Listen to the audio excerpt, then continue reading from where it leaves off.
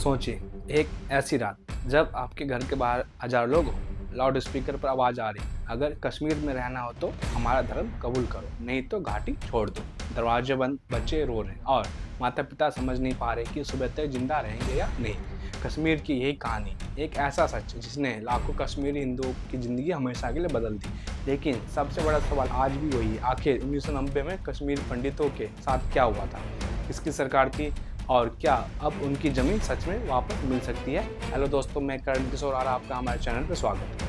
आज की इस वीडियो में हम बात करेंगे कश्मीरी पंडितों के पलायन की पूरी कहानी। सन 1980 से 1990 तक कश्मीर में क्या हुआ, उस समय भारत के प्रधानमंत्री और कश्मीर के मुख्यमंत्री कौन थे, आतंकवाद कैसे बढ़ा और आज कश्मीरी हिंदुओं की ज़मीन वापस दिलाने की चर्चा क्यों तेज हो रही है। कश्मीर में हिंदुओं का हजारों साल पुराना इतिहास, कश्मीर को कभी ऋषियों की भूमि कहा जाता था। यहाँ हजारों साल से हिंदू संस्कृति और शिक्षा का केंद्र था। शारदा पीठ, कश्मीरी शैव दर्शन, संस्कृत विद्या सब यहीं से जुड़े थे। कश्मीरी पंडित सदियों से शिक्षक, विद्वान, प्रशासन और संस्कृति के संरक्षक थे। लेकिन सन 1980 के दशक के अंत में कश्मीर की राजनीति और अंतर्राष्ट्रीय घटनाओं ने माहौल बदलना शुरू कर दिया। सन 1987 का चुनाव और आतंकवाद की शुरुआत। कश्मीर में 1987 का विधानसभा चुनाव एक बड़ा टर्निंग पॉइंट माना जाता है। इस चुनाव में नेशनल कॉन्फ्रेंस और कांग्रेस गठबंधन ने जीत हासिल की, लेकिन विपक्ष ने आरोप लगाया कि चुनाव में भारी धांधली हुई। इसके बाद कई युवा निराश होकर पाकिस्तान चले गए और वहां से आतंकवादी प्रशिक्षण लेकर लौटे। यही वो समय था जब कश्मीर में अलगाववादी आतंकवादी संगठनों का प्रभाव तेजी से इजाफा होने लगा। सबसे प्रमुख संगठन था JKLF, Jammu Kashmir liberation front. इनका लक्ष्य था कश्मीर को भारत से अलग करना।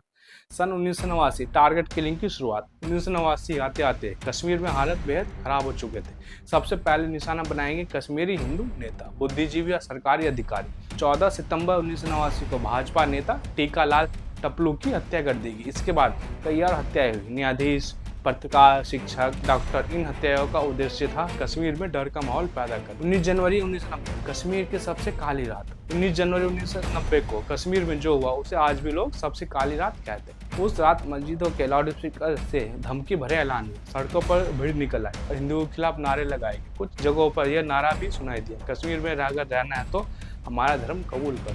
कश्मीरी पंडितों को 3 विकल्प बताए गए, हमारा धर्म कबूल करो, कश्मीर छोड़ दो या मौत का सामना करो। इसके बाद हजारों परिवार रातों रात घाटी छोड़कर जम्मू, दिल्ली या दूसरे शहरों की ओर भागने लगे। आखिर कितने कश्मीरी पंडितों को पलायन करना पड़ा। सन 1980 के दशक की शुरुआत में करीब 1,20,000 से 1,40,000 कश्मीरी पंडित घाटी से पलायन कर गए। करीब 60,000 परिवार स्थापित के रूप में पंजीकृत हुए। उनमें से कई आज भी शरणार्थी कैंपों में या दूसरे शहरों में रहते हैं। अब बात आती है कि उस समय भारत के प्रधानमंत्री कौन था जब कश्मीरी पंडितों का पलायन हुआ। उस समय भारत के प्रधानमंत्री थे VP सिंह। उनकी सरकार 1989 में बनी थी।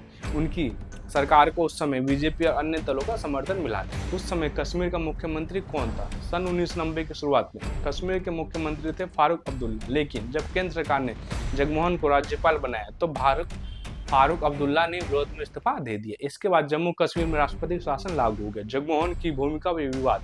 सन 1990 में कश्मीर के राज्यपाल थे जगमोहन मल्होत्रा। उनकी भूमिका को लेकर आज भी विवाद है, जबकि कुछ लोग आरोप लगाते हैं कि सरकार ने समय रहते आतंकवाद पर काबू नहीं पाया। अब बात आती है कि आतंकवाद के पीछे किसका हाथ था। कई रिपोर्टों के अनुसार कश्मीर में आतंकवाद को पाकिस्तान का समर्थन मिला। आतंकवादी संगठनों को प्रशिक्षण, हथियार और आर्थिक मदद मिलती रही। इसके बाद घाटी में इस्लामी कट्टरपंथ और अलगाववाद तेजी से फैल गया। सन 1986 से 1990 हालात ऐसे कैसे बिगड़े। 1986 में दक्षिण कश्मीर में दंगे हुए, कई मंदिरों और हिंदू संपत्तियों पर हमला किया गया। इसके बाद हालात धीरे धीरे बिगड़ते गए और आखिरकार 1990 में कश्मीरी पंडितों को अपनी ही जमीन छोड़नी पड़ी। पलायन के बाद कश्मीरी पंडितों की जिंदगी। जब कश्मीरी पंडित जम्मू पहुंचे तो उनके पास कुछ भी नहीं था, न घर, न जमीन, न नौकरी। विस्थापित कश्मीरी हिंदुओं की जमीन वापस दिलाने की प्रक्रिया तेज की जा सकती है, लेकिन चुनौतियां अभी भी है। कश्मीरी पंडितों की जमीन वापस आसान नहीं है, क्योंकि कई घरों पर अब दूसरे लोग रह रहे हैं। कुछ संपत्तियां नष्ट हो चुकी है। सुरक्षा की चिंता भी है। क्या कश्मीरी पंडित का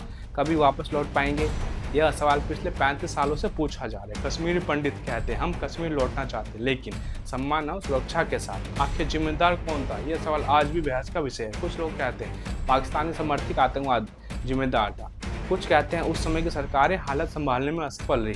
सच शायद इन दोनों के बीच कहीं है। कश्मीर की कहानी अभी खत्म नहीं हुई है। कश्मीर सिर्फ जमीन का सवाल नहीं, यह पहचान का सवाल है, इतिहास का सवाल है और इंसाफ का सवाल। अंतिम सवाल, अब सबसे बड़ा सवाल ये है, क्या 35 साल बाद कश्मीरी हिंदू अपने घर लौट पाएंगे या कश्मीर की वो काली रात हमेशा इतिहास का जख्म बनकर रह जाएगी? आप क्या सोचते हैं, क्या कश्मीरी पंडितों को उनकी जमीन वापस मिलनी चाहिए? अपनी राय कमेंट में जरूर लिखिए। धन्यवाद।